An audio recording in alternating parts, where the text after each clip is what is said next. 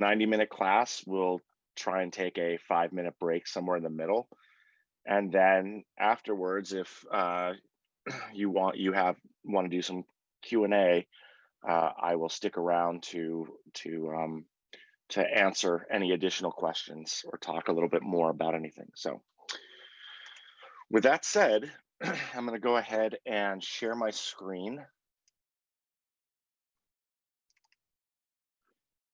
And so now you should see Blender.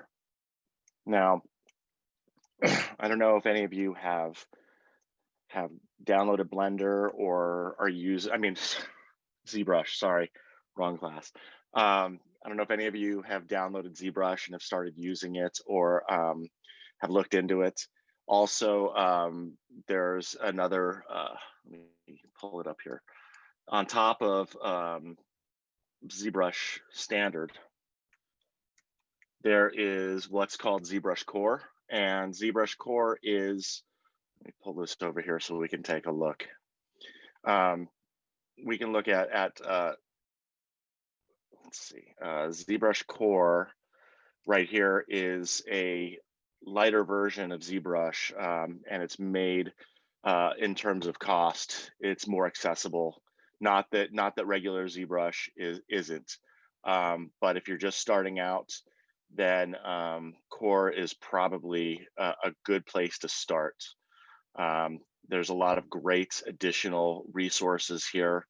There are extra tools and stuff that you can download and play with. And so just kind of as a side, there's ZBrush and Zbrushcore that you can kind of look into. All right. So that being said,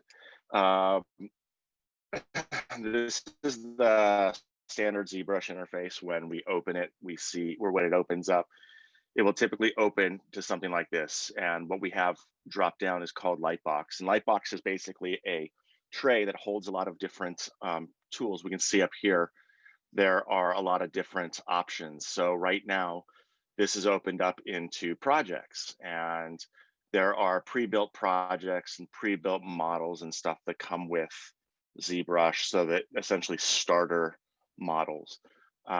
We have mannequins that we can jump into and start fresh with if we wanted to. We're going to talk a little bit about Z-spheres, which is what you're seeing right here. We can just jump back up. We have standard figures that this comes with as well, that you could start out with, where you don't have to start from scratch if you don't want to. We've got some characters and we have some mannequins. There are tool options here. So if you get different tools, we have some standard bodies that we can just go ahead and use. We also have brushes. And again, this is just what this is doing. This is reading in a lot of our preferences and stuff. And so I have a lot of extra brushes that this is where I can kind of make sure that I have the ones that I need loaded. Alphas, textures, materials, and so on and so forth. ZBrush also has a great feature here called Quicksave. And what this does is it will go ahead and it will constantly save out projects as you're working on them. And it will go ahead, and if for some reason ZBrush crashes, you can always come back here into Quicksave and access them anytime you want. Spotlight is another feature that we're going to cover a little bit today. It allows us to pull up references as well as use alphas as stamps. So we'll talk more about a lot of this stuff. And I'm just going to go ahead and close this. I'm going to hit the comma key to close Lightbox up. And this is roughly what you're going to see opening up ZBrush. All right. The difference is that this is extremely customizable. You have the option to go up here. You can change color presets up here to ones that are more suitable to your eyes. You also have up here, we have different pre-built user interfaces that come pre-packaged with Blender. So you can come and switch through here and decide which one is going to work best for you. We're also going to learn how to customize the ZBrush interface too, so it fits your, I guess, your efficiency and your needs. Up here, we have our file menus, and this is a little bit different than a lot of other applications or software packages, in the sense that as we drop down, these are actually dockable tool palettes. So if we take a look over here, we see tool up here. And if we come over here to tool, you'll notice that when I click that, it undocks and jumps in there. But when I close it, it jumps back over there. And we can do that using these little, we can tear them off using these little gizmos here. And we can come and we can drag them in here. So now, right now, I have a transform and tools in here. And then if we don't want that, all we have to do is just click that little gizmo there and it'll snap back up here into our file menu. So essentially these are just trays. These are interchangeable trays that you can go ahead and use as needed, or you can just leave them up there. We also have the ability to open up additional trays to put things in down at the bottom, over here at the side. And we also have that option over here too. So we have a lot of different places to put things. We have up here where we'll have information to look at when we're working. It'll tell us how many polygons we have, so we know if our object or our scene is getting a little bit too heavy and slowing things down a little bit. It also, right here, there's this little blank space here. What this is an undo bar, and what's great about it is it records our undos, and we can change how many undos we want, and we can essentially drag it back and forth if we needed to. So if for some reason we wanted to see what it looked like, maybe 6 or 7 changes, we can go ahead and drag that back and see what we did, and then we can always slide back over to the most recent change. So very intuitive in that sense. What's also cool too is there's this little see-through option. And I used to use this a lot. What you can do is when you drag it and pull it, it will turn ZBrush transparent. And what I used to do is I used to pull up photos. This is before the whole spotlight and image planes came into play, but I would pull up photos here or reference images while I was working and work on them that way. But now I typically don't use it. We have, you'll notice that there are big boxes and stuff like that. These are just some of the big options that ZBrush adds in its default. And again, we don't need to use them. We can remove them.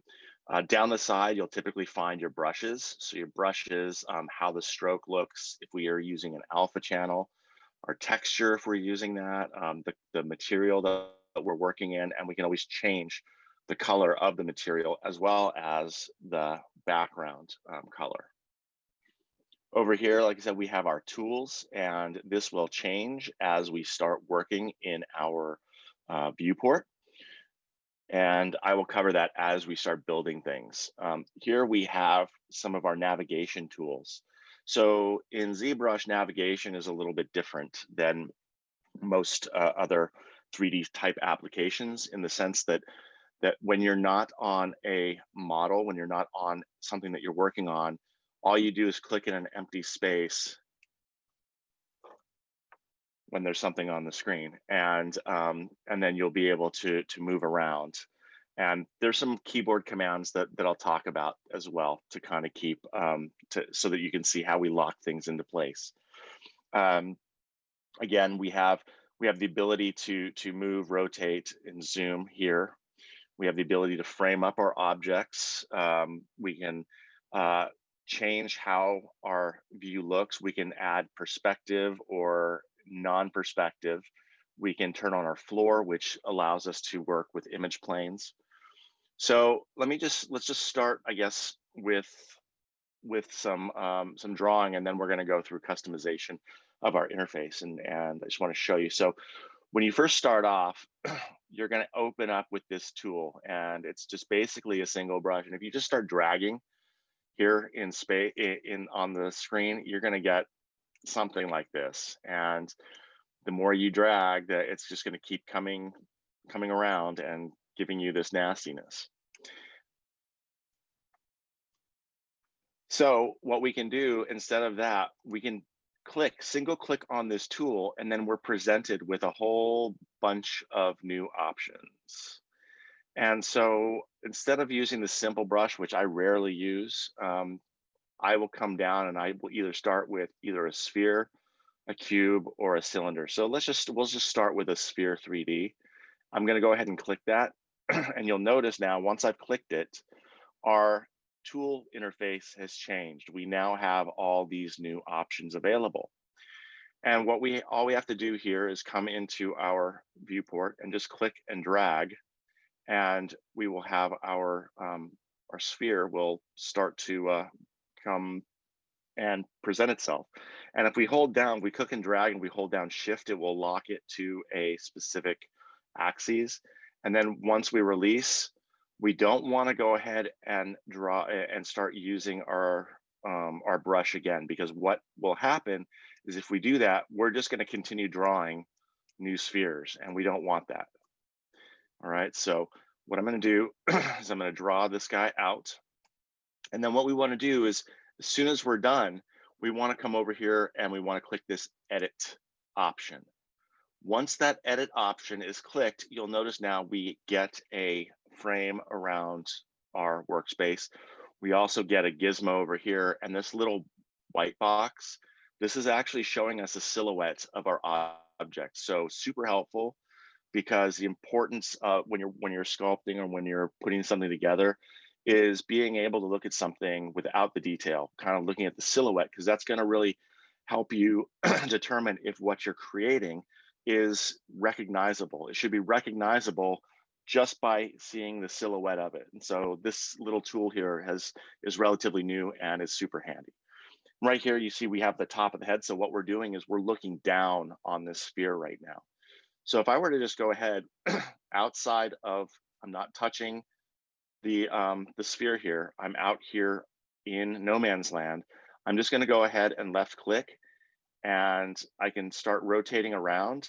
And you'll notice that up here, our head, as I'm doing this, is going to be rotating around. So it's kind of giving me the location. We can also grab the head too, and we can drag it so that it is in the view that we want it to be. Okay. We also have our little X, Y, and Z coordinates right here. We have the ability to, if we want to move around, move the canvas around and scale, we have to hold down the Option key and right and left click, and that will allow us to move around. And if we wanted to zoom, we hold down the Option key with that left click, and then once we're in that move space, we release the Option key, and now we're able to zoom. And this can get a little bit tricky if you're not used to it. I jump back and forth between Maya and ZBrush, and there's always a minute or two of retraining of the muscle memory before it comes back.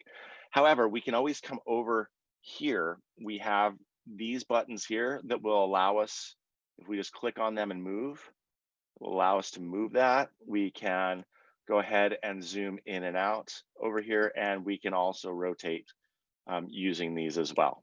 So this is a good place to also come to when you're lost in terms of moving around the canvas. Now, I mentioned about perspective. Right now, we are not in perspective. If I were to go ahead and click this, you're not going to really notice anything because of the fact that this is a sphere. Once I start tweaking this, I'll show you a little bit more about what that looks like. Moving down, we have this floor option. So if I were to go ahead and click that, And now I'm going to come and zoom out. You can see, now you can really see the perspective shift. So right now we are not really in full perspective. If I were to go ahead and click this, now we've got our perspective working. And the reason why sometimes we want to jump back and forth from perspective to this orthographic is when we're working in different views. So if we decide that we want to work in a side view and we are in perspective, we're going to get a little bit of parallax, and it's not going to, we're not going to be able to kind of get that full inline adjustment that we wanted to. So we turn that off, and then when we go into the side view, we'll be able to get, it'll be nice, crisp, and clean. So we're getting a full straight on view of that object, okay? So we also have the ability here for local transforms versus global transformations. And this really only, it's set to local because we want it right now. We want to just be able to transform and work around our object locally, not globally.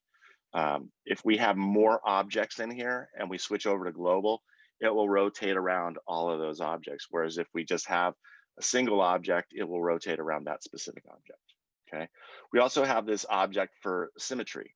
So we can have, so right now you see my brush is over our sphere. Let me go ahead and turn that brush size up a little bit. And we can do that by, it's not in this setting here. But if we go ahead right here, this draw size, we can go ahead and scale that up or scale it down to make it bigger. Another way we can do this is if we hit the space bar in our screen, we can go ahead and do that locally, as well as change the color. We can change the material. We could change our brush and add, have other quick set features over here.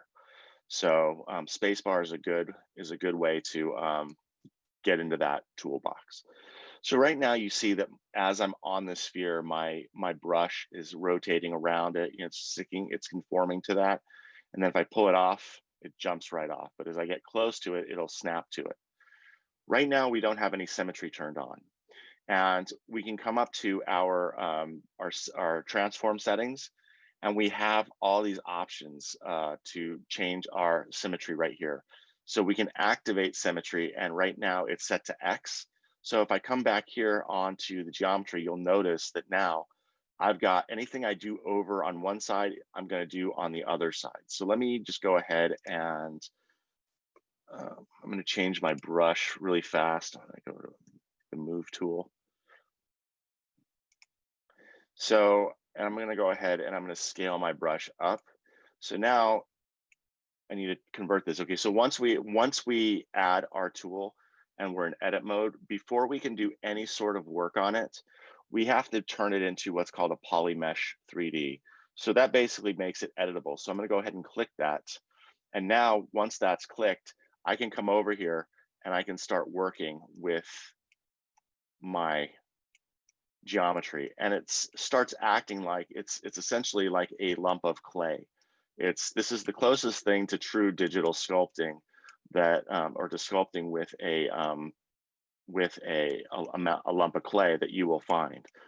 And so we can start working and moving this around a little bit, and then we can rotate. So right now I'm looking from the top view, and then I can come in and rotate around here. If I hit the shift key, it'll snap it to the front, and we can just kind of keep working our way down and around. We can jump over to the side view and start pulling this out. Now you'll also notice one thing too, and that is that the polygons, the geometry is kind of getting a little bit out of sorts here. So one way to kind of fix that is we can use what's called Dynamesh. Dynamesh will allow us to remesh our geometry as we go. There's also another thing that we can do as well, and that is adding subdivisions to our geometry. Now, adding subdivisions, what that will do is that's going to give us a lot more a lot more polygons to work with. And we can kind of take a look really fast and just kind of see how our polys are looking over here by turning on this thing called polyframe. So once I do that, that's going to color our geometry, and it's also going to give me a better view of what our geometry is looking like. And it'll give me the option now to come in, and I don't really necessarily like the fact that I've got this pole up here, meaning that this area where all the geometry from that sphere converges at the top, and then same thing down here on the bottom. So we can do one of two things. Now that we have our geometry here, we can come over to our tool panel, and we have several options here. This subtool, this is essentially this object. So these are called subtools. So if I were to go ahead and append this and add in something else, that would be another subtool, and we would see that here. Here we can turn it off and turn it on depending on what we have. But this is how we select. So for example, if I wanted to add in, I'm going to append this with a cube. So now we can see, I'm going to turn on my perspective. So now we can see we have two objects in here. We have that original polysphere and now this cube. All right. And this cube, I want to go ahead and make that a polymesh 3D as well. And then we need to come back out, and where did my, hang on. Up here is our, you can see our undo bar. And we can come in here and we can start, although because I merged that, let me just change this back.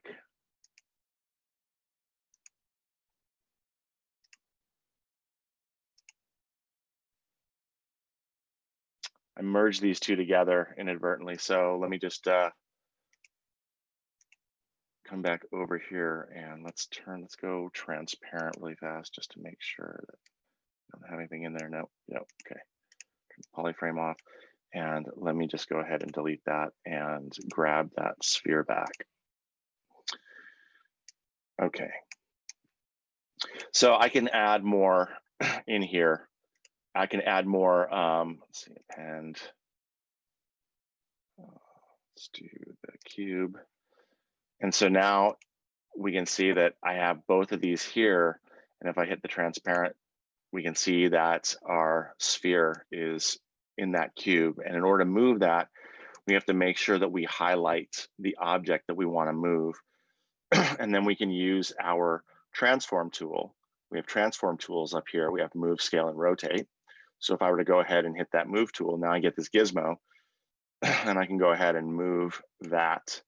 And then if I want to move the cube, I can select the cube and move that cube around. Let me turn off transparency now. And we can rotate around. We can see we have both of our objects here. Okay. There we go. All right, so now we can jump back over into our draw mode. That removes the ability for us to draw.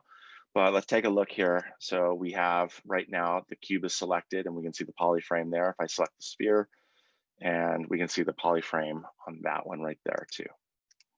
So what we can do is we can go into our, to add more divisions to our geometry, we can go in here and we can use this divide tool. And what this will do is that is going to go ahead and subdivide our geometry, and it's going to make it a lot more dense. You can see right up here, we have our active points and we have our total points. So if I come up here, this is going to, the active points and the total points are going to jump. Second, I hit this divide. So once I hit divide, now you can see that that took a huge jump. That doubled in size, and it also made our geometry a lot more dense. So what we're doing now is we're giving this a lot more geometry to work with. And as I subdivide it, you can see here we have subdivision levels. So right now I'm on subdivision level 2, and I can jump back and forth to, I can come in here and maybe subdivide it again, subdivide it again, subdivide it again, and I can keep going. And now we're at like 4 million polygons. And we can always come back and drop this down So now we're only at 16 active points here. We can also delete the higher levels, so we don't have to worry about that. We can also, if we subdivide it more and we don't want the lower, we want that to be our base resolution, we can delete the lower. So now this dense mesh here, let me turn off the polyframe. This dense mesh here is now what we're going to be working with. Okay, let me delete that.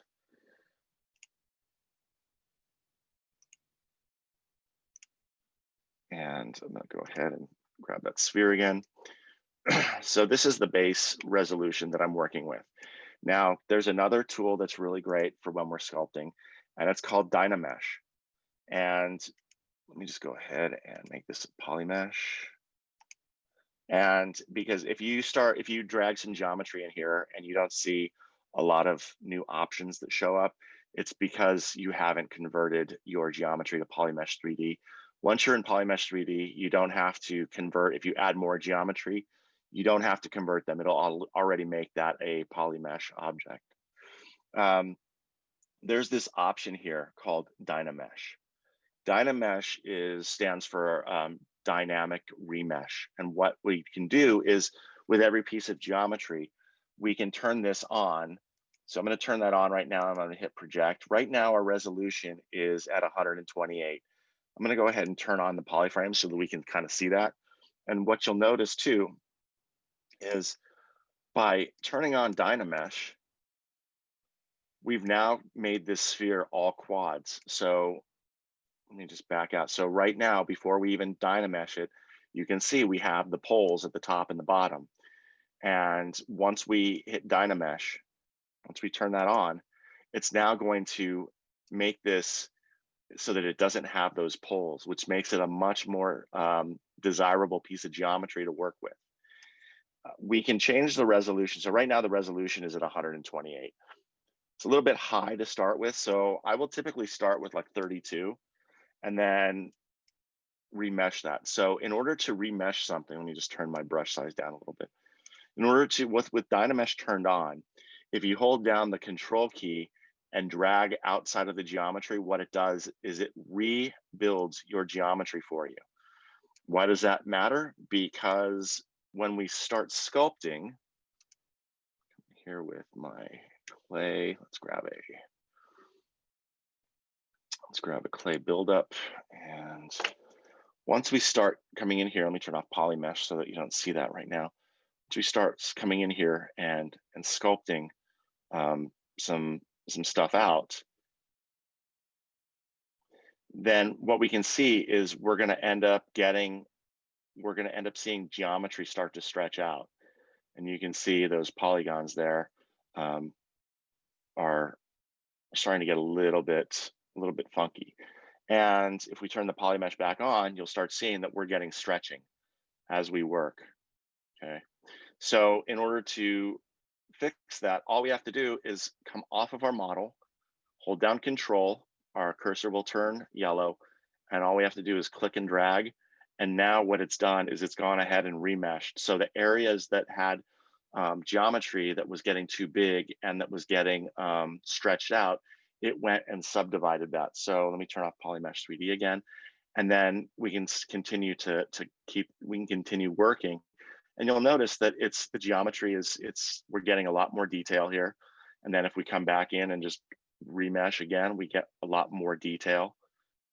And so I'll typically work like this in lower I'll work before I use the Dynamesh. I'll do it at the lowest subdivision level to block as much out as I can before I will finally remesh. Yeah, just back out of here really fast. So for example, let's say I wanted to kind of roughly block out a head. Let me just bring this up. And I want to make sure that I am on my move tool. So if you come over here and you hit the brush and then you type in the first letter of a tool you want, like I want the move tool, I'm just going to hit M. It will open up it will show you all the brushes that start with M, and then I can just go ahead and select the move tool.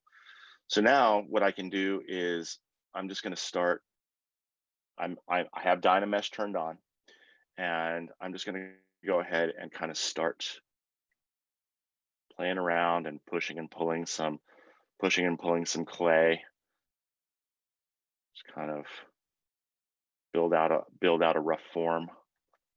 And I'm moving around as I'm working, just so that I make sure that I can see from all different views, and making sure that I'm getting something that is the right shape. So with ZBrush, you want to constantly be moving around and just making sure that you're working in a manner that is going to give you the desired result.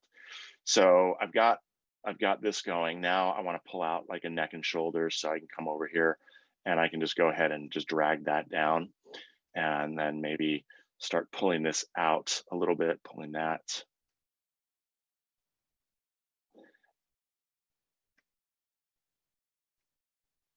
And go ahead and maybe bring this down a little bit more. Start pulling stuff out, actually bring it back up. And you'll notice now that this geometry is like starting to get to a point that it's like really, really looking stretched out. And that's okay for now, because I'm still just kind of blocking my shape out a little bit.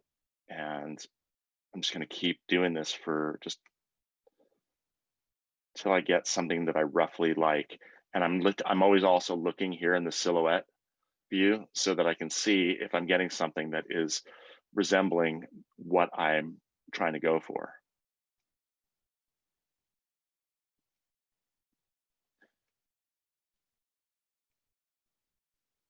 And also the brush, if it gets to be too big, just scale it down a little bit. And still moving around. What we can also do too is you can control the brush's intensity. If you hit the space bar, we have this Z intensity, and we can turn that up or turn that down for strength. You don't have to worry about the RGB intensity, because that's only if we're going to start painting. Focal shift, so there's this little circle here in the center. What that does is we can grab that and we can turn it up or down. And so what that does is it's the fall off of the brush. So the larger it is, the harder the brush, the smaller it is, the softer. So I typically leave it around 0 for the most part. And so now I'm getting a much better, I'm starting to see that my shape is starting to turn into what what I'm looking for. Bring that up a little bit, get a bigger piece of that. And so now what I want to do is maybe I want to take and add in and remesh this. So what I'm going to do is I'm going to go ahead and hit Control, and I'm going to click and drag and let that work. And now what it's doing is it's starting to remesh it. But we're getting this kind of weirdness here. And that's because I have project on. With project, it tries to maintain the detail. So if I turn that off, do it again, you can see that now we're getting smoother. We're getting a smoother result. And from here, what we can continue doing is we can continue coming in and refining our shape. And we're going to have more geometry now to work with and to play around with. So we can come in and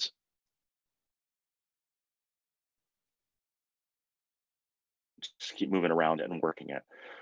We have another cool feature here, and that is with our brush. If we go ahead and we hold down the Shift key, you can see our brush turns blue. And what that is that's a smooth brush. So we don't want to go and use smooth right out of the box, because if we do, it can be too strong. So what I like to do is before working, I will hold down the Shift key, and then I will hit the space bar key. Because we are in the smooth brush, I can come and turn the intensity down, and I'll take it down to about 40 or so. And that typically will give me a good amount of smoothing. So as I'm sculpting, I like to kind of go around and start smoothing out areas, just to kind of get a fresh canvas, if you will, as I'm working. So this kind of gives me a better idea of the shapes. And once I have now a relatively clean shape, I can come back in and I can do another Dynamesh just to kind of get that set. We also have the ability here to mask off certain areas. So let's say that we wanted to change something up a little bit. If we hold down if we have our brush over our object and we hold down the control key, our cursor turns yellow. And if we start painting, what we're doing is we're painting in a mask now. So for example, I'm going to pull these parts of the head. I want to pull them out, but right now I can't because they're masked. So if I start working in this area, it's not going to affect that area. So really quickly, let me just throw in the clay buildup tool and show you. So as I start sculpting around this area, you can see that that part wasn't masked off. If I wanted to swap that out, all I have to do is if I come over into this empty area, hold down control and just tap, what that is going to do is that is going to reverse the mask. And so now I can come in here and I can add in more. And then if you have something masked off, to get rid of a mask, all you have to do again is hold control and click and it will go away. So that is that's a little bit of the masking and a little bit of the brush setup. Another cool feature here is, let me bring this down a little bit, is the fact that, so as we're sculpting here and we're drawing, what we can do is, well, all this clay is now building up. This clay, but we want to get in a little bit and we want to kind of carve some stuff out.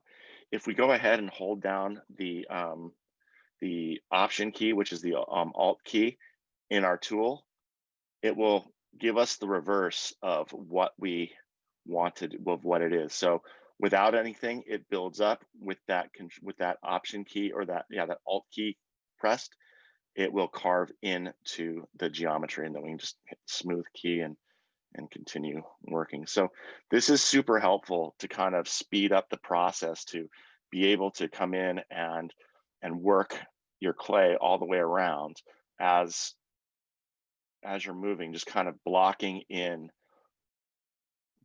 these shapes and getting the forms that you're wanting. Now, another thing that I want to talk about too is the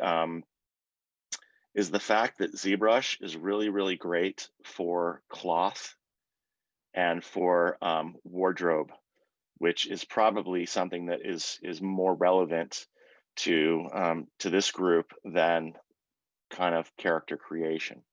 So what's really great about this is that we have a lot of different brushes that will help us, and a lot of newer brushes here. And we've got our cloth fold brush, we have a cloth hook brush, cloth move. So if I were to use this cloth hook brush, get this bigger, you can see that I'm able to kind of drape this around a little bit, kind of make this look like there's some fabric. And as I kind of shake it, it kind of shakes out a little bit. So this is also, I use this for skin sometimes too, which is also great. And then we also, on top of the cloth hook brush, we've got this cloth ball, we've got a cloth dimple. So we can come in here and you can kind of create, and let me just go ahead and Dynamesh this really fast. Some more geometry going here. So you can kind of see that that's, how that can be super helpful. What I also would do would be something like, I'm going to hold down the control key and then I'm going to go ahead and marquee select this part of the mesh. And then I'm going to go ahead and I'm going to hold down control. I'm going to tap it a few times so that it gives me a nice feather. And what I'm going to do now is I'm going to reverse that, and I can come over here into my where is it? Subtool, and we can go ahead and extract. We can extract that section. Let's do this one. Let's extract that. There we go. So what I've done now is, I've now created, extract and then accept, and now we have another subtool. So if you see, let me just close that. So now I've got, so say this is a character that I'm working on, and now what I've done is I've essentially given it some clothes. So I can now come in here with this subtool selected, and I can come into, let's say I want to go into my clay buildup and bring this down a little bit. I'm going to start working on this. Maybe maybe I can even use my my move tool. That up a little bit, and I can start kind of bringing this up and making a kind of like a collar. Drop this down a little bit.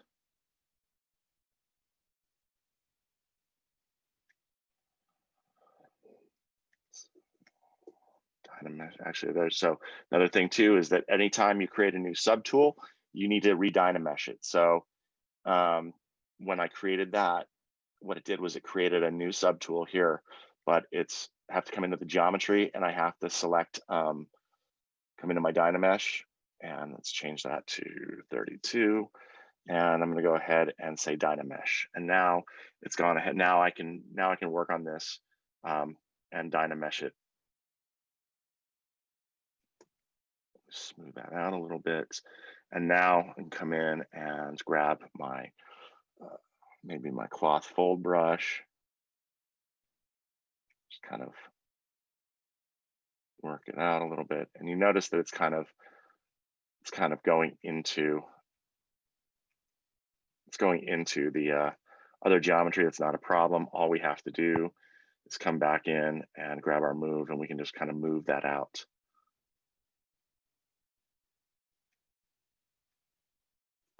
Just smooth it as we go. Move that out, we can move it up. There's another great tool along the lines of the move. It's called the Move Elastic. And it's down, so it's right here. And it does just that. So it gives you more control. It's almost like a soft selection. So you can select a group of things, and it will go ahead and move things kind of gently together. See that? And you can change the intensity for it as well. Are there any questions so far? We're at 10:46. I want to take a 5-minute break.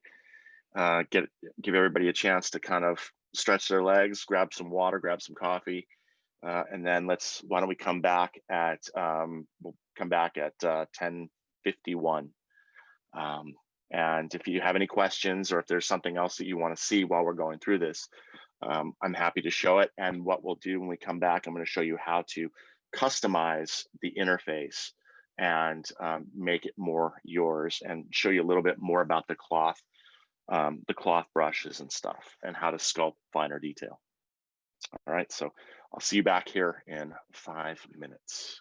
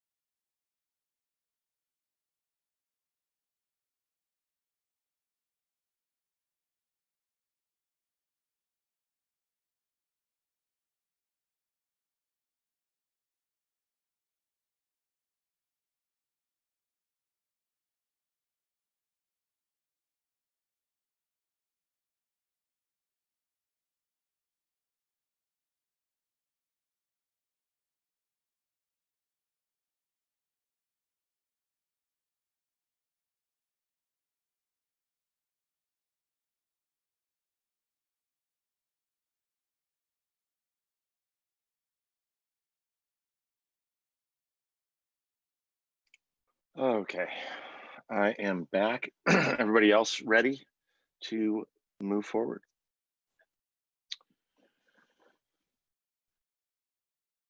All right, I'm going to talk about, we'll continue on the road here, but I want to show you how to customize ZBrush to make it your own, because that's, I think, really the most important thing about ZBrush is the ability to move everything around, because artists work differently and like to have tools set up in a different manner. And it's not one of those, thankfully, it's not like a Photoshop or Illustrator where things are kind of set in stone, for the most part. But really quickly, here's that undo bar. So now if you take a look here as I drag this, you can kind of see that all of my moves and stuff have been recorded, and I can go back and see certain areas and then move it back ahead. But the way I have this set is I don't have it set up. I only have it set for a certain amount of undos.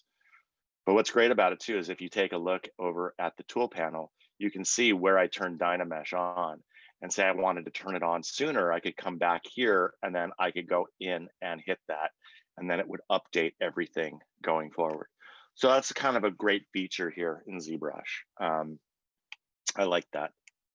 Let me go ahead and turn on turn on the I want to turn on the floor for a second here. Just kind of, okay, make sure, yeah. Okay, so let's talk a little bit about customization. I have let me come over here. Under preferences, there is this drop down called config. All right, and if we open that up, it gives us these options for customization. And the one thing that's important is this enable customize. And once we hit enable customize, it's going to allow us to move things around here anywhere on our screen. So if I come up here and select enable customize, you'll notice that the screen kind of changes a little bit, drops, gives us more space to put things. So for example, what I like to do is I always like to have the most used brushes. I like to keep them down here. And in order to do that, what we have to do is we want to go ahead and we want to undock our brush panel. Let me just pull this off here. I don't want it over here. I'm gonna go ahead and I'm gonna open, I'm gonna open up this slider here, and I'm gonna click that material to get rid of it. And then I'm gonna grab my brush. If I click and drag that, I'm gonna drop it over here. So I know for a fact that I use my clay buildup brush a lot. So I'm gonna look and see if the clay buildup brush is here. And if it isn't, then what I'm gonna do is I can come over here to this brush and I can go ahead and find my clay buildup. And if it's not there, then I'll just grab it here, just select it. And what'll happen is it'll pop up over here in this little drop down. And so what I wanna do is with that clay buildup selected, I wanna hold down my Command and Option key, and I can click and drag, and now I'm gonna go and drop this down here. So now I have one brush that I use a lot of. I also use this clay tubes brush a lot. So I can come over here and drag that and bring that down here too. And we all have seen me use the move tool. So I know that that one is one that I like to use. And the rake tool is also pretty great. And then the move elastic is an important one too. So these are typically this, and you can keep adding, and you can also bring this up. You can also keep double stacking it if you want. I normally limit this to about 6 because I put other tools over here. Like, let's say I use Dynamesh a lot. So I'm gonna go ahead and click and drag Dynamesh, and I'm gonna put this over maybe right here because I wanna put the resolution. I'm gonna click and drag that. I want the resolution to be over here and Dynamesh to be right up next to it. I can also add in the project, I can add in the sub projection, any of that stuff that I want. But I think for now, that's fine. I also like to use these selection tools, these trim tools and such. So what I want to do is I'm going to go ahead and grab these, but I kind of want to put them right here because they're a little bit, even though they're counted as brushes, they act a little bit differently than regular brushes. So kind of want to put all of these types of tools over here.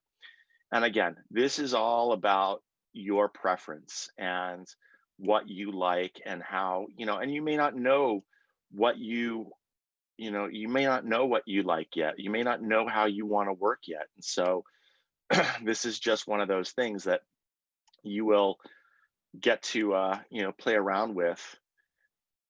And so now I have all these selection and trim tools here. Another thing that I like to use is this thing called Lazy Mouse. Lazy Mouse and I'll demonstrate it, but I like to kind of keep that's under stroke. There's this little button here called Lazy Mouse. So if I go ahead and hit Control and Option, click and drag that, I'm going to go ahead and pop that right there. But I also, with Lazy Mouse, I also want to have the steps.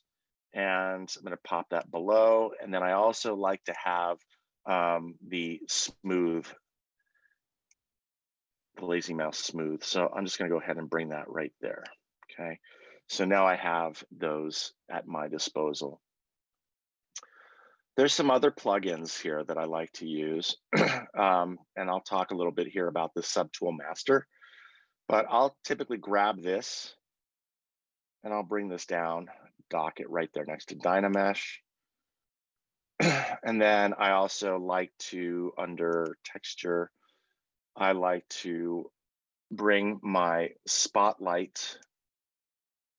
Maybe I'll put spotlight up here. Just go ahead and put spotlight up here. And if I come over here and say add the spotlight, just go ahead and drag that over. And again, like I said, you can put this stuff anywhere you want. All right. And once you're happy with what you have, you come over to preferences and just click enable customization so that it's not highlighted. And now you have your interface that you can come in here and play around with. Let me show you. Whatever interface you end up with, if you like it, you can come over here to preferences and you can say store config. And what that's going to do is it's going to store that as your custom UI. Now, I already have a custom UI that I like to work with. I'm just going to hit restore custom UI, and that's going to go ahead and it's going to put back my interface the way I have it set up for me in terms of the way I work and all the tools that I use. And you can kind of see that mine's a little bit, it's not too off from what I was showing you, but it is a little bit different. I have a lot more tools around here that I use.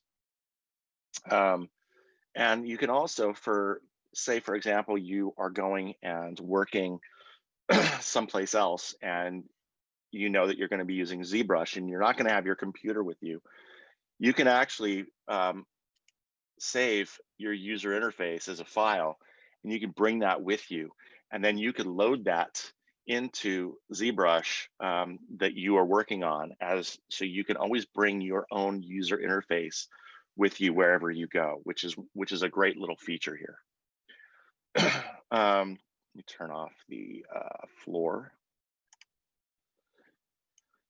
What else? Oh, we can also, so if you don't like the colors of any of the stuff that you're working with, like for example, right now we're working with this matte cap red. I typically don't like working with this color. I typically don't like working with this. I don't like the way it looks. It doesn't give me the best lighting. So I can come over here in the materials. I can select the materials, and what it's doing is loading them. And now I have all these other options for materials. So matte cap materials are materials that have lighting information pre-baked. So you don't have any control over lighting with them in ZBrush. We do have a lighting option here that we can move lighting around, but because this is a matte cap material, we won't see any of the results. So load up. excuse me, I typically like to work in the matte cap wet clay or the matte cap green Roma.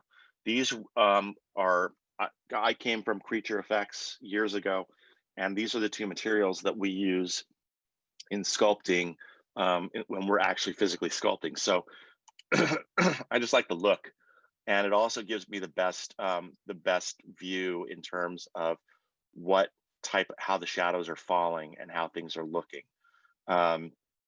We can also change that color too if we wanted to. we can always custom colorize our clay to whatever we want. But I'm just going to go back to the standard. I'm going to pull this a little bit more green, not that much green, and just kind of deal with the saturation.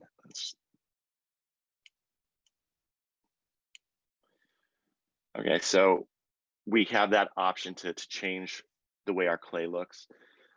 Also, we have the ability to change our background, which is, where's that?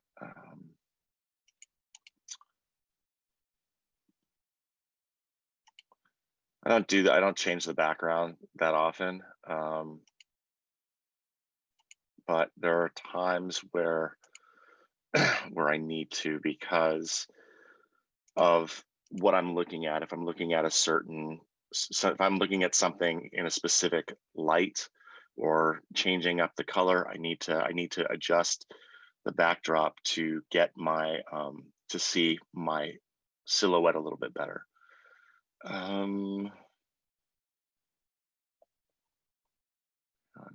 Here it is, background right here. It's under document. So right here we have this document background color. What's really cool about this is we have borders. If we select this and drag, we can come in here, and wherever our cursor is, we can pick up the color that we want for our backdrop, our background. All right. And we can also change the range, the color range. So like down below, we have this gradient. If we don't want that, we can make a total flat, make it a flat color, which I typically like. We can adjust that a little bit more. Let me go ahead, and I want to come over to this, maybe do a dark blue like that. And then I'm going to come over now, change my change the color of our guy there, but all I have to do is select and come in here. Okay, and then adjust the range. And then all I have to do for our figure is just come back in and reselect.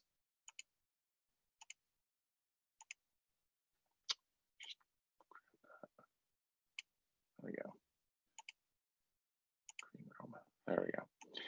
All right, so now we have the ability to kind of change our backdrop to work in a different manner. We can also load in other backdrops too, for I guess for lighting and ambiance, if you will. Turn this back on. We can also see too, with that wet clay, we can see where our geometry is, whereas with that matte cap clay, we weren't getting a lot of this. You know, it's showing up very pixely. It wasn't showing up as pixely or as geometric as this. So kind of smooth that out. And then we can go back in and we can Dynamesh that and come back into our brushes. And let's just come back over to our cloth hook.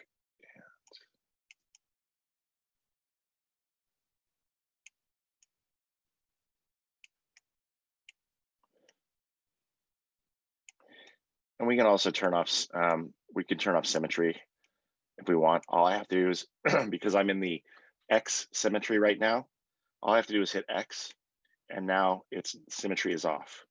So now what I do on one side isn't going to affect the other side. Now, If I wanted to adjust symmetry in a different axis, like Y, I can hit the Y.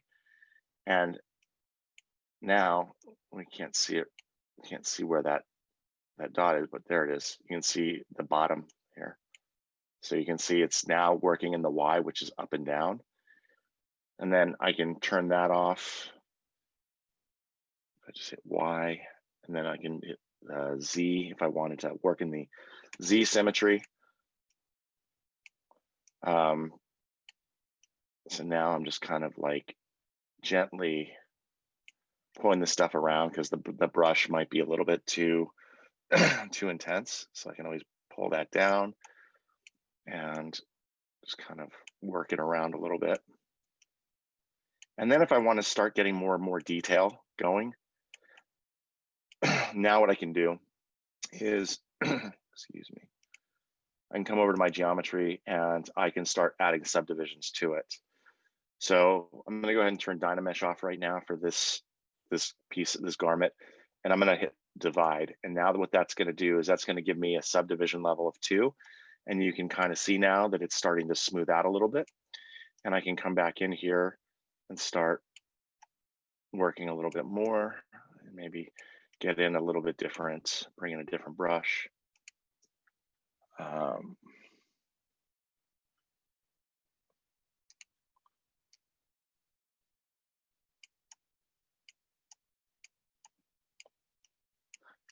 And what's really great too is if you have a Wacom tablet, ZBrush loves playing with Wacom. ZBrush loves working that way. I'm just going ahead and smoothing that out. So basically I'm getting my hints of where I want that, want more detail of the cloth. And I'm going to go ahead and maybe subdivide it yet one more time to get a lot more detail. Now what I can do is I can come in and I can choose some of my other brushes to start paint or start sculpting in more detail. So I do like the cloth buildup and I do like the clay tubes. I'm going to stick with the clay buildup though right now. I'm just going to go and select that. And I'm going to come in, I'm going to bring my draw size down and maybe adjust my focal shift a little bit. And then what I can do is I'm going to come in here and zoom in a little bit. And I can start coming in here and working on some folds with a little bit more care and a little bit more detail, get more, you know, and then just kind of follow this stuff around. I want a little bit more depth. Go ahead and bring this down a little bit and hit the control key and carve that in, give it a little bit more recess. And I'm just doing this gently. Once I get into the detail mode like this, I like to kind of take my time with it. And then I'll go ahead and smooth it out. And now we're seeing we're starting to get more of that nice detail going. And we can also bring our brush in a little bit smaller if we wanted to. And we can start coming in here and cutting in fine detail. Just kind of follow some of these lines and these areas to kind of give us a little bit more, and then bring the brush up, hit smooth. I'm going to bring the smooth intensity down, and I'm going to start to smooth those out a little bit.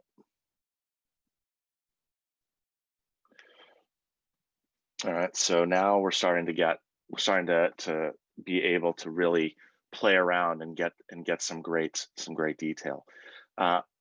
What I really like using ZBrush for is when I have designed characters in the past, I always like to put wardrobe or costume on them because I don't like to present any character without I guess their personality. And so ZBrush is really great. You can bring in geometry from other programs. I'm going to show you really quickly how we can do this. So there's another application out there called Daz Studio. Let me open it up really fast. Daz Studio is completely 100% free. And what it allows you to do is bring in, you can actually set up characters, pose them in Daz Studio, export them as OBJ models, and then bring them into ZBrush, and then you can use those essentially as mannequins for any sort of design and draping things.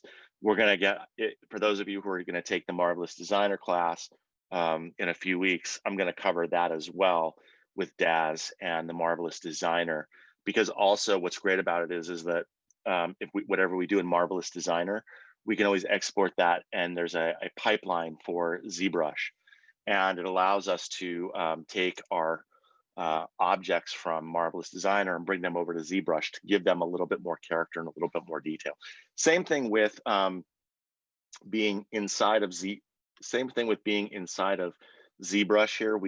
We can alternately send this to Marvelous Designer as well to give that more more cloth-like simulation.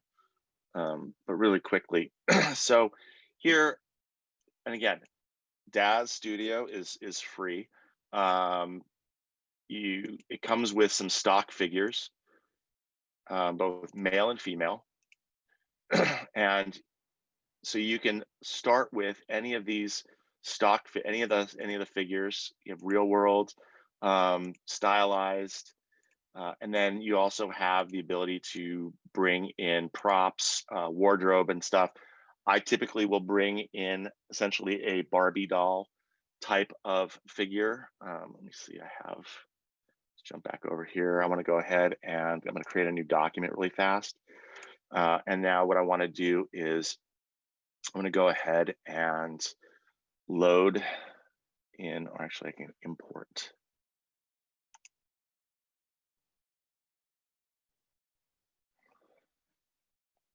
So I'm going to go ahead and import a model. So let me come over to my projects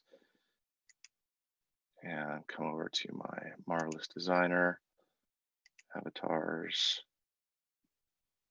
Let's see, I think this, yeah.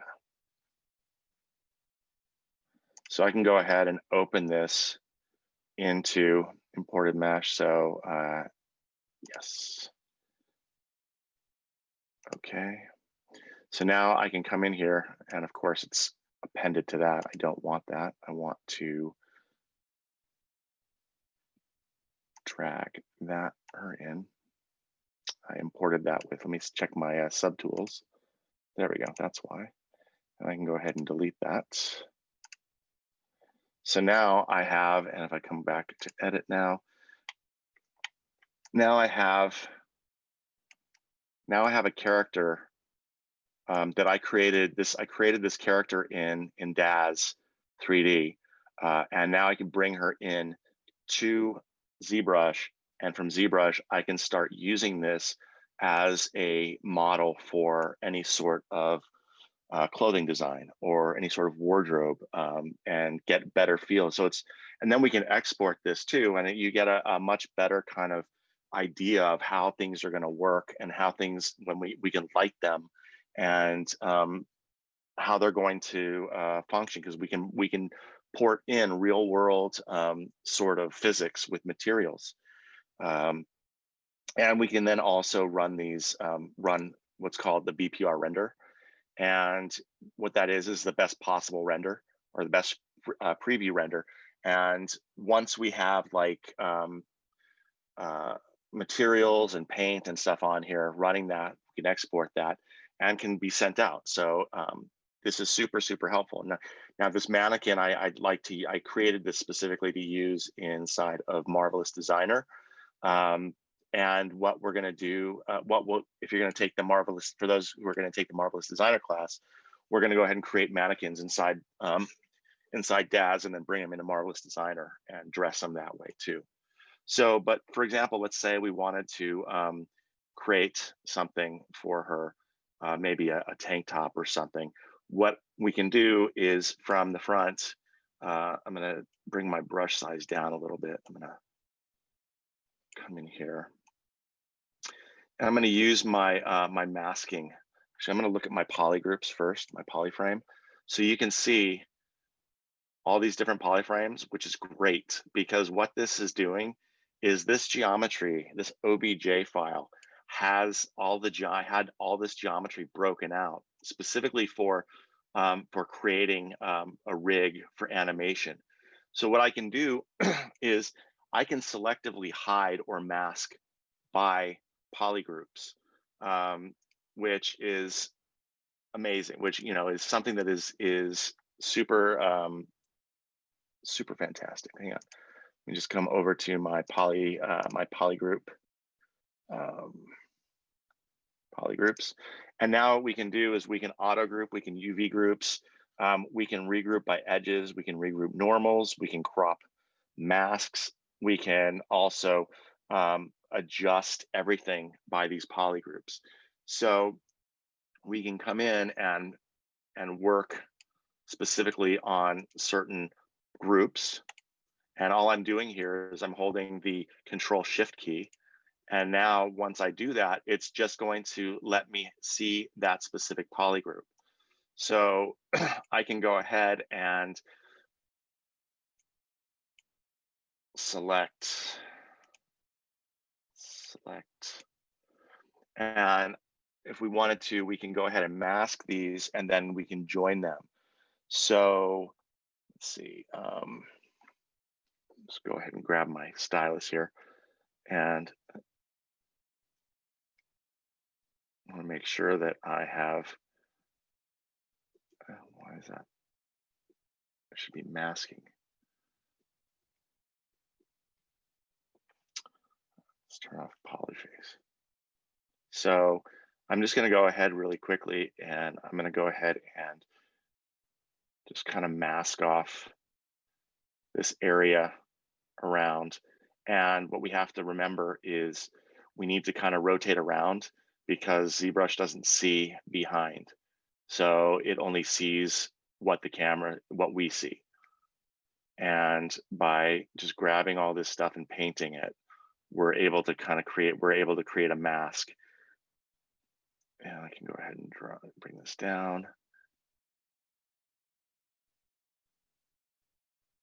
And just go ahead and continue painting around. Make sure that I'm not missing any areas. I want to make sure that I kind of get up under the arms as well.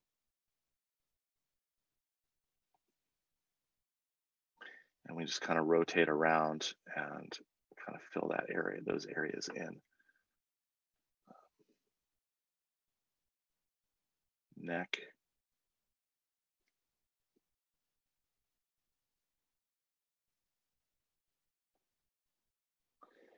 And once we have this and we know that we have everything kind of covered, now what we can do is, let me just make sure, I want to make sure that I have this the same. Okay.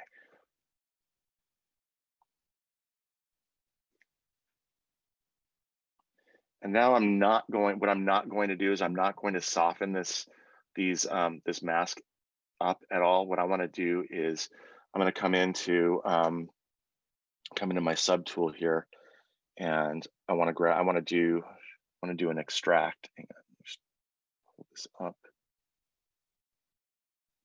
I want to grab an extract here, and we can control the thickness of it if we wanted to. And we can also smooth the surface. So right now it's at 5 for the surface being smooth. I'm going to go ahead and maybe make that, I'm going to give that a 6. 6, and then maybe this thickness, I think I want to maybe push that to a 0.25 and hit extract. And now we can see that that thickness has gotten it's way too much. So as I rotate around, you notice that if I hit extract and we see that, but then I rotate around, we still have the ability to change it because I haven't accepted it yet. So now I can come back into that thickness and let's go down to 0.015. I think that'll probably, let's see what that looks like. Hit extract. That's looking a little bit better. Extract, just kind of see. We can kind of see where we're going. I think I want to make this a little bit smaller, so I'm going to go 0, 1 maybe, hit extract.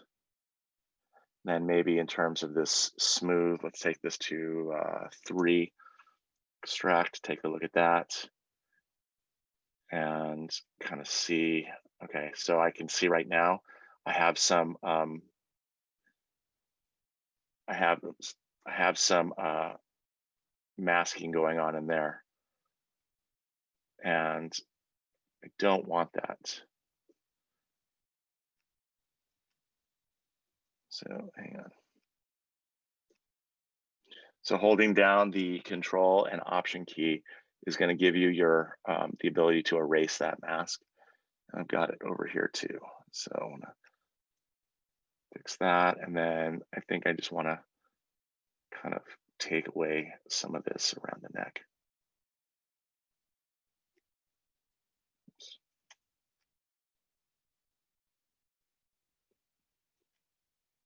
Paint some of that back over here. All right, now what we can do is take another look at that extraction. Yeah, there's something there.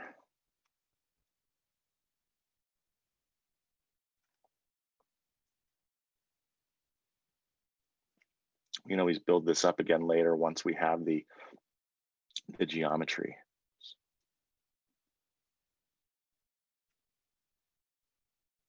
And then if you're having issues, then just bring your brush size down. Go ahead and fill those areas in.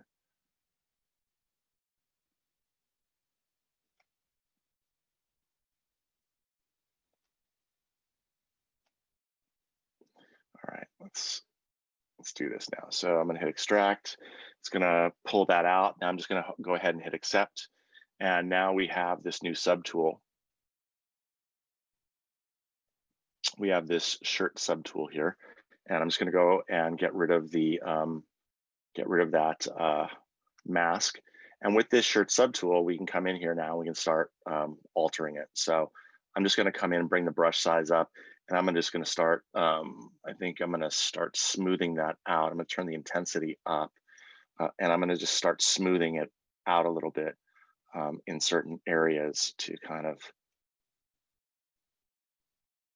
bring it in specifically around where we have those extra pieces. And then what we can also start doing too is I'm gonna start using the clay buildup tool, bring this down a little bit and bring the intensity down a little bit. And then I'm gonna start coming in here and maybe filling in these areas where the bra is showing, and kind of just working these around and then start working it as cloth. So I want to kind of get rid of a lot of the definition that we're seeing here, so that we can make this look more like a cloth, like a shirt or a top.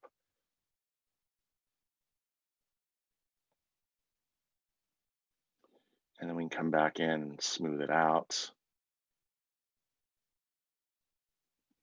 And let's go ahead and maybe even turn on Dynamesh for it. Where's my Dynamesh? Turn the resolution to 32. Hit Dynamesh. That's a little bit too low. Let's bring that resolution up. Up. Okay.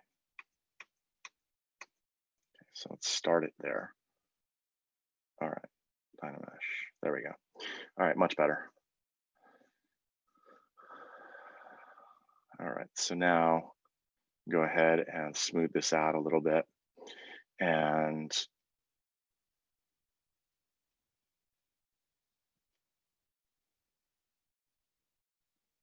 then we can start working with this.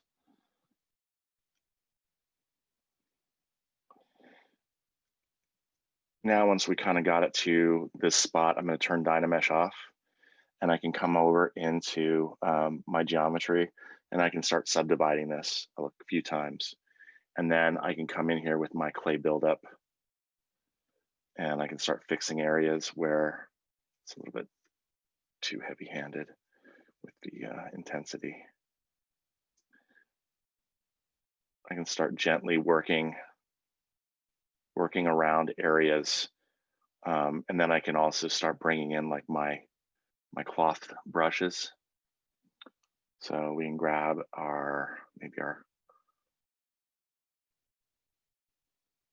let me grab the chrome. No, let's grab the cloth wind. Too strong.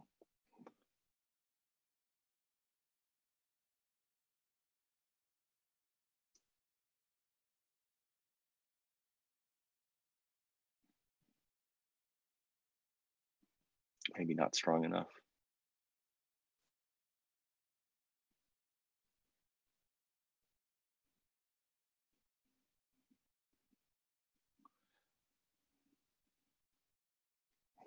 And what I like to do is I like to kind of come in here and smooth out a little bit.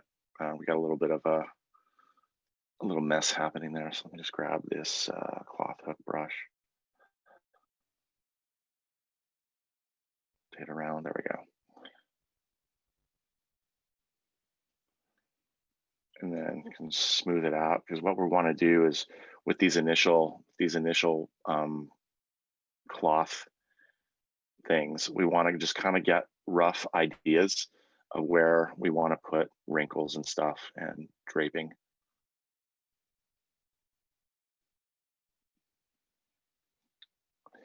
And we are coming up to our 90 minutes. Does anybody have any questions, or anybody want to see anything else? Want me to cover anything else here in ZBrush before we finish up?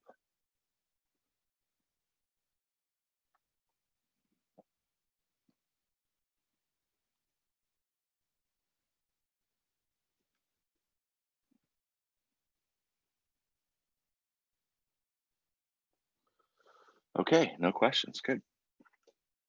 What I'm gonna do is I can go ahead and drop my email here in chat.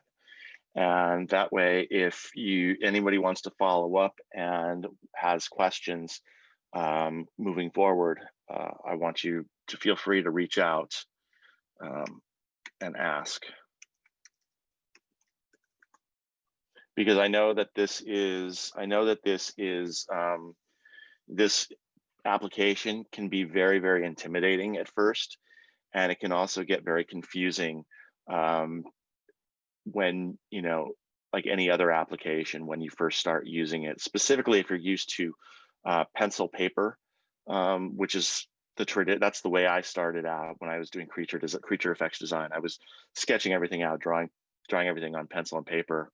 And then as the times changed, I kind of adapted to a new way of work, and moving from actual physically sculpting to digital sculpting, it was definitely a change, and it definitely was an experience. So you're all very welcome. I'm so glad that you all came, and I hope you decide to come check out the Marvelous Designer class too, because that one's going to be a lot of fun. Yes, I do sculpt in Blender, Maggie. Blender is a great alternative to ZBrush. I do teach Blender as well, and maybe I'll talk to Ivy and maybe we can set up a Blender class too. But yes, what's interesting is that ZBrush actually took some of Blender's cloth brush ideas, because Blender was the first one to have these cloth brushes. And so ZBrush 2021 is the first version of ZBrush to incorporate these cloth brushes. And there are times where I will be creating environments or creating some sort of concept art or some previs, and I'll create an interior inside of inside of Blender, and I will go ahead and dress it with pillows and blankets or whatever I need to do with drapes and stuff. And I'll use I won't jump over to ZBrush. I'll stay within Blender, and I'll switch over to the sculpting mode, and I can create pillows, I can create drapes and stuff like that using the cloth simulation as well as the cloth brushes. So Blender, because it's free, is a huge opportunity to pick something up if you don't have ZBrush and you don't have the money to play with it right now. Pick up Blender because it is free, and use the and start playing around with the sculpting tools inside of Blender because they're just as good. There's a few things that are lacking, like the stamps and the alpha brushes for doing detail, really highly detailed work like skin detail and stuff. But from what I understand, they are coming out with a plugin for that so that it will operate and function a lot more like ZBrush does in terms of alphas and textures. So, but yes. So yeah, Blender is a good alternative. You're very welcome. I'm happy to have been able to help. So again, reach out if you need to. If there's any other classes that you're looking at, you should ask Ivy. Union discounts to buy these programs? I'm not sure. That's something that I guess your guild would have to find out from the manufacturer. Sometimes they do make them available, but Blender is free. Blender.org. Type it. Blender.org. It's free. There are a lot of really great learning sources out there. YouTube has a lot of great training videos. Also, this guy, blenderguru.com. This guy is out of Australia. He is amazing. He has some really great entertaining tutorials for Blender and for the sculpting tools too. So again, Blender is completely free, and it has a lot of stuff. So in terms of ZBrush, I don't know if Pixelogic offers any sort of union or guild discounts. I've certainly never been privy to them. I've always had to pay for my licenses at full price. But who knows? You know, it could be something that a discussion could be opened up with them. So,